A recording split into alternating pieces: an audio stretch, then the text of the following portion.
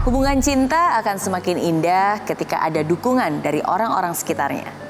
Namun apa yang terjadi jika hubungan tersebut justru tidak direstui orang tua? Haruskah menyerah atau memperjuangkannya? Memang bukan pilihan yang mudah. Di satu sisi kita berusaha semaksimal mungkin untuk menjaga hubungan tersebut. Sedangkan di sisi lain, sebagai anak yang berbakti kepada orang tua, kita juga tidak ingin mengecewakan mereka. Jadi apa yang seharusnya dilakukan? Itulah dilema yang pernah dialami oleh narasumber saya malam ini. Bagaimana kisahnya? Bersama saya Mary Riana, inilah I'm Possible, Jodoh Terhalang Restu.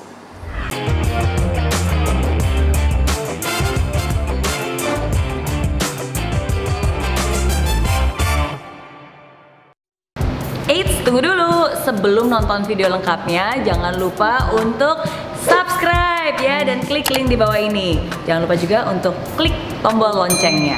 Oke? Terima kasih. Selamat menonton. Cinta merupakan kata indah yang identik dengan kebahagiaan serta perasaan berbunga-bunga. Dengannya, semua hal tampak indah bagi setiap orang yang mengalaminya. Namun hubungan percintaan tidak selalu berjalan mulus. Ada hubungan yang dijalani, namun mendapat respon kurang baik dari keluarga dan orang tua. Seperti yang dialami narasumber malam hari ini, sebut saja namanya Irwan. Hubungan cinta bersama wanita yang dicintainya masih terhalang restu orang tua karena banyaknya perbedaan di antara keduanya. Mulai dari latar belakang keluarga hingga pendidikan. Walaupun belum mengantongi restu, Irwan dan pasangan tetap menjalani hubungan karena sudah merasa nyaman sembari menunggu keajaiban restu itu datang. Narasumber lainnya yaitu Clara, bukan nama sebenarnya. Hubungan cinta yang dirajut bersama pasangannya mendapatkan penolakan dari calon mertua lantaran jauhnya perbedaan usia. Namun dengan keyakinan dan cinta yang kuat, Clara dan pasangan tetap melenggang ke jenjang pernikahan. Tak sedikit rintangan yang dihadapi Clara dan pasangan dalam mempertahankan rumah tangga. Mulai dikucilkan hingga diputus tali silaturahmi dari keluarga besar. Bagaimanakah kisah mereka mendapatkan restu dari keluarga? Benarkah cinta mereka perlu diperjuangkan? Saya Irwan. Saya udah menjalani hubungan dengan pasangan saya itu sekitar 3 tahun, hampir 3 tahun. Dan hingga saat ini juga saya juga belum dapat restu dari keluarga, baik keluarga dia ataupun keluarga saya. Mas Irwan, bisa diceritakan gimana awal pertama kali bisa berkenalan dengan pacar sekarang, Mbak Lia? Itu agak unik sebenarnya ya. Dari awal itu kita ketemu melalui jaringan internet online. Online? Oke. Kita ketemu di online, kita ketemu pertama awal chattingan online, unik, ketemu chattingan, 1 bulan kemudian kita ketemu, ngobrol, nyambung, intensitas ketemunya juga jadi lebih sering. Ya disitulah kita berpikir bahwa melanjutkan, ya udahlah. Berarti zaman sekarang ya bisa lewat online juga ya? Jadi ketemunya di aplikasi online. Dari aplikasi online kan ada beberapa memang ketika cocok sudah ada notifikasi, saya ngobrol terus kemudian dalam ya lumayan intens lah, dalam jeda berapa hari, hampir 1 bulan itu udah langsung ketemu. Ketika udah ketemu lagi dan itu udah langsung putuskan bahwa kita cocok nih. Hal apa yang kamu paling suka dari dia? Sebenarnya apa ya, nggak ribet orangnya. Nggak ribet tuh dalam artian saya sendiri kan juga orangnya suka mengembangkan sesuatu gitu ya. Dia juga ternyata modelnya sama, bahwa ngapain sih seperti ini, ngapain sih begini. Selalu cari cara yang gampang gitu. Sama-sama praktis lah. Sama-sama ya. praktis. Lalu apa yang menjadi kendala dalam hubungan kalian? Nah, kendalanya itu baru muncul ketika udah berjalan beberapa bulan, saya lupa berapa bulan, mau dikenalkan kan. Nah, ketika mengenalkan ini, itu ada sedikit penolakan gitu.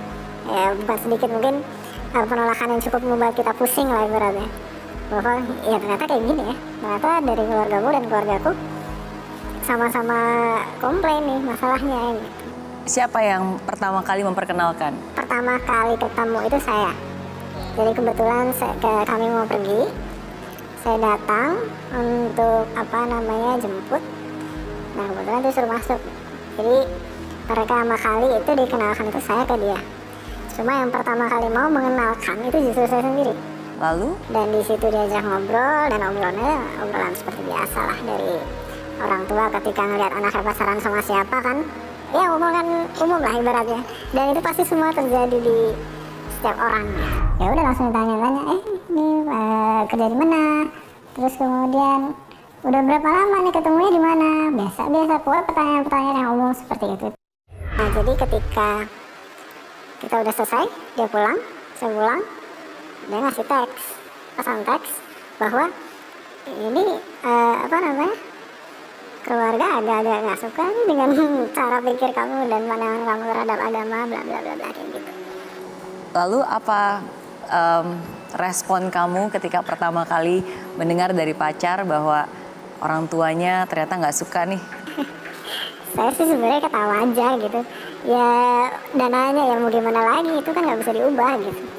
Ibaratnya apa yang saya percaya dan apa yang saya percaya itu kan nggak bisa diubah lagi gitu. Cuma kan kalau di Indonesia ketika menjalin hubungan itu kan nggak cuma saya dan dia. Iya. Ada keluarga yang juga harus dijalin hubungannya dengan baik gitu kan. Nah itu sebenarnya yang susah. Jadi dia sebenarnya nggak masalah. Kamu sendiri nggak masalah, pacar juga nggak masalah, tapi orang tua dari pacar mempermasalahkan dan tidak memberikan restu. Bagaimana dari keluarga kamu sendiri? Nah ini dia belum sempat ketemu. Jadi dalam beberapa skenario saya itu kayak membuat dia itu agar ketemu dengan orang tua gitu ya. Jadi ketika baru awal pacaran kan pasti orang tua juga kan peduli gitu ya. Dia akan bertanya siapa sekarang sama siapa. Nah ketika saya jelaskan backgroundnya seperti apa, terus kemudian latar belakang pendidikan, pekerjaan, pokoknya semua halnya. Kalimat pertama yang terucap setelah saya jelaskan itu adalah kenapa kok nggak cari yang lain. Seperti itu. Terus kalimat keduanya adalah dulu sama yang kerja di A gimana gitu. Jadi sebenarnya dari situ saya udah sadar bahwa sebelumnya saya nggak pernah dapat pertanyaan ini. Dan justru sekarang saya dapat pertanyaan ini dan sadar, oh ini agak susah nih yang sekarang. Ya, itu respon pertama orang tua seperti itu ya? Itu respon pertama dan itu belum ketemu. Kan sudah tahu backgroundnya Lia, apakah kamu sudah tahu di awal bahwa kalau pacaran sama dia ini sebenarnya bakal ada kendala nih? Di satu sisi saya sebenarnya sempat menceritakan kayak memberikan intro aja sih. Keluargaku tuh agak seperti ini loh. Jadi nanti misalkan ketemu, nggak usah terlalu diambil hati misalkan ditanya-tanya apa-apa gitu. Apa kendala terbesar atau hal yang paling orang tua kamu tidak setuju? Sebenarnya ini kayak dari bibit-bibit bobotnya lah ibaratnya. Mungkin saya menggambarkan diri saya sebagai orang tua juga gitu ya. Ketika anak saya sudah sekolahkan sampai mungkin S1 atau mungkin sekolah universitas apa gitu ya misalkan. Lalu kemudian dia membawa cowok misalkan atau membawa perempuan itu latar belakang pendidikan mungkin SMP, SMA. Mungkin saya akan berpikir dua kali dulu, kemudian ketika pekerjaannya pun masih biasa gitu loh. Takut gitu, ada ketakutan mungkin di keluarga saya bahwa nanti gimana. Itu sebenarnya sesuatu yang baik gitu. Saya menyadari bahwa maksud dari orang tua saya itu adalah baik. Dan itu agak gak ketemu gitu. Antara jadi kita akan memperbaiki hubungan dan dia berubah atau gimana. Atau ya kita nggak tahu nanti ke depan seperti apa. Sebetulnya saya melihat sesuatu yang wajar ketika orang tua itu punya harapan yang sangat besar ke anaknya. Karena pada dasarnya orang tua hanya ingin anaknya untuk bahagia. Tapi memang versi bahagia itu dalam hal ini dalam kacamata pandangan si orang tuanya. Padahal konsep kebahagiaannya mungkin berbeda dengan anaknya. Nah ini akhirnya akan menjadi konflik nih antara orang tua sama anak bahwa seringkali jadinya pilihan orang tua tidak sesuai dengan pilihan anaknya. Jadi menurut saya sih wajar aja ketika orang tua kekeh dengan pendiriannya, tetapi bukan berarti itu menjadi harga mati anak tidak bisa untuk menyatakan pada orang tuanya atau meyakinkan pilihannya dia sebetulnya apa.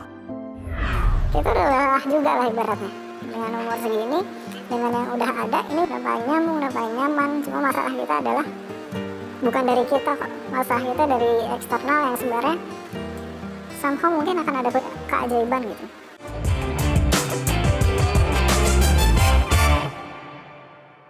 Hai friends, terima kasih ya kamu sudah menonton I'm Possible episode kali ini. Nah, untuk kamu yang ingin nonton langsung I'm Possible di Studio Metro TV Jakarta langsung bersama saya, bisa langsung kunjungi link di bawah ini ya. Nanti kamu bisa daftar dan kamu akan masuk ke dalam grup WhatsApp. Di sana akan ada langkah-langkahnya. Dan pendaftaran gratis.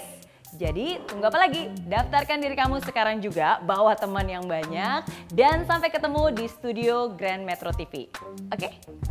Di aplikasi Mary Riana tersedia lengkap video-video YouTube terbaru saya, artikel yang up to date, post inspirasi, koleksi merchandise, workshop dan seminar yang bisa kamu dapatkan free. Dan download sekarang juga gratis.